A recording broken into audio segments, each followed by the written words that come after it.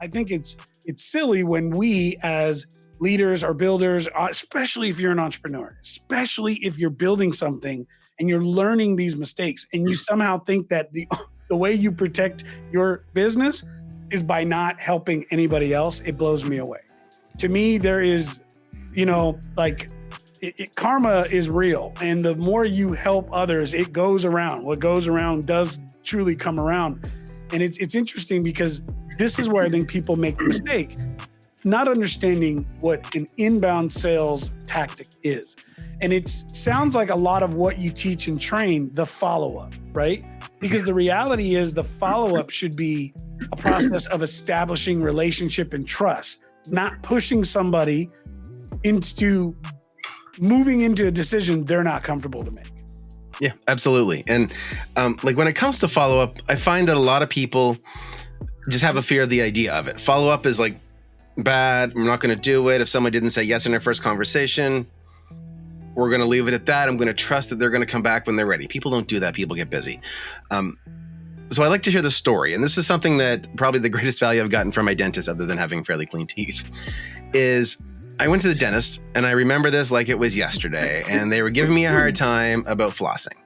And we've all had the conversation, unless you're like a super flosser, the dentist has said, you need to be flossing more. And I said, oh yeah, sure. Like most of us probably do. And the dentist said, look, I'm going to make it simple for you. You only need to floss around the teeth you want to keep. And I went, oh man. And that was it, right? It clicked. And it clicked, yeah. So I like to look at sales the same way. Look, you only need to follow up on the sales you want to close. That's it. Jeremy told me this last week, and I stopped. Jeremy, like I'm still laughing at that. That's awesome. It's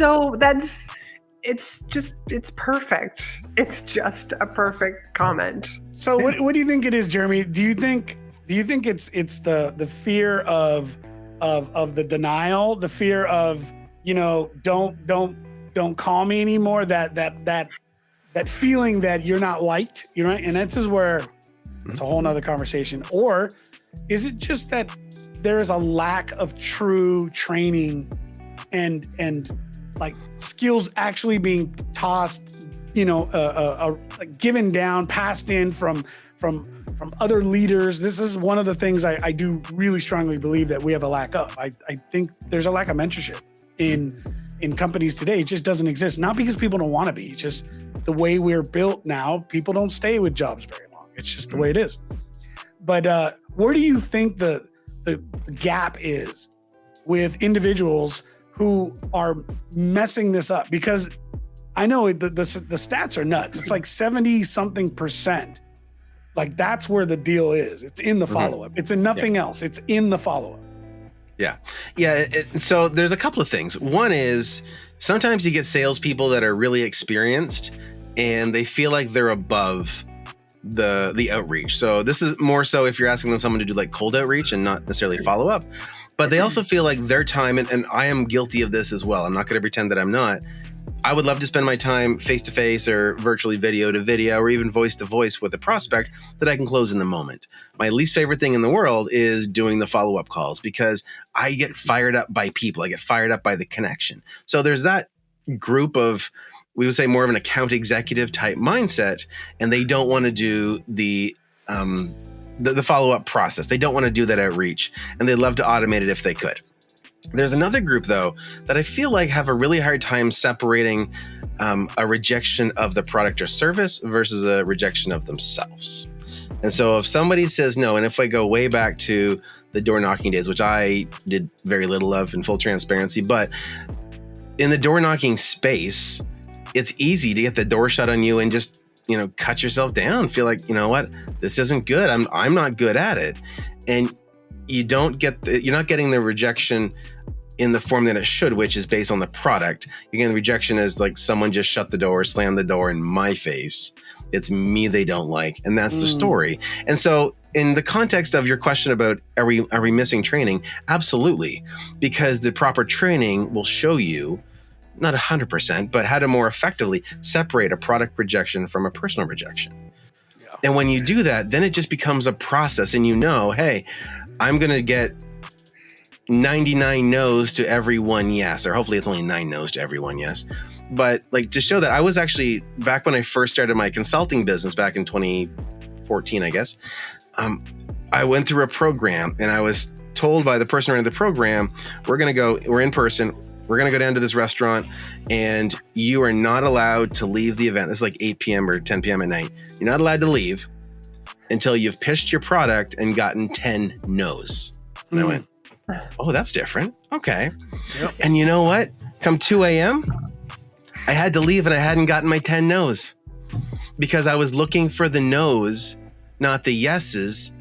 It shifted my energy around it. Suddenly I wasn't attached to the outcome, but I had to throw in the towel after 4 hours or so because I was just tired. But I got a lot of people who at the time were willing to give me $100 to jump on a call with me for an hour for me to talk to them about sales.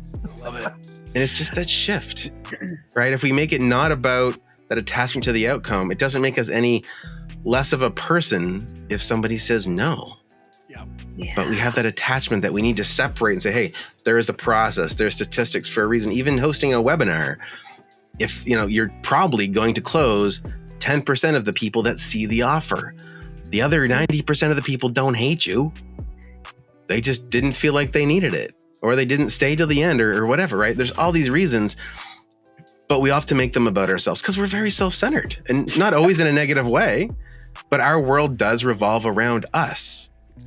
So how much do you think we've got sales that doesn't understand the concept of marketing? That's the other thing too, that, if McDonald's advertised their chicken nuggets once and people didn't come and buy the nuggets the same day, they don't go, huh? Right? I'm not doing that again. Right. They keep driving it over and over and over. And that's the thing that also, I've seen.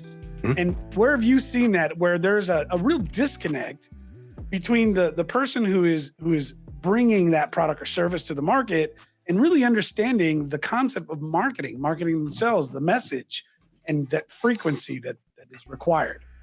So we all think we're special, and we're not wrong, to be clear. I think we're all special people. We're all our own person. But when it comes to statistical probability, we're not different because I can't even say the word. Statistics are designed with us in mind. And so when I go out and say, hey, 10% of the people that see your offer are going to close, and if that's not the number, then we make adjustments. You can't go in thinking that you're the exception. Oh, you know what? I'm different. 90% are going to buy from me. It's not going to happen like that.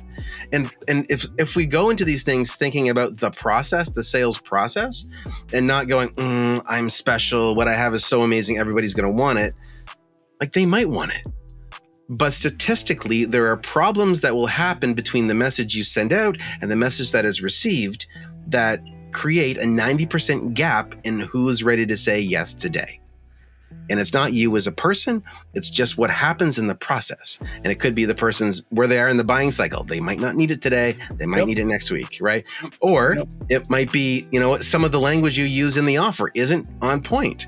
Great, not going to connect with the right audience. Or maybe your marketing didn't bring in the same audience that your message lands with. There's so many variables. And so if we step back and say, hey, there's a process, we're not going to get it right. Like when I talk to people, I just say, round 1, it's going to suck. Get it over with fast. Round 2, still going to suck a bit. Get it over with fast. Round 3, you're going to start to see a shift. But let's get that over with fast. So how do we get the first 3 reps out of the way? And you might not nail it till you're on the 10th repetition of this particular marketing action. But let's get them out of the way because they're never going to be perfect. And by the way, nailing it might be that 10% of people buy. That's the bar. And if you're not at the bar, that's when we look at what are the things that we can tweak to at least get us up to the industry standard. Then we can look at how do we go above and beyond. But just know that the statistics are there for a reason. And yes, you can be above or beyond, but that's about process and not about you as a person.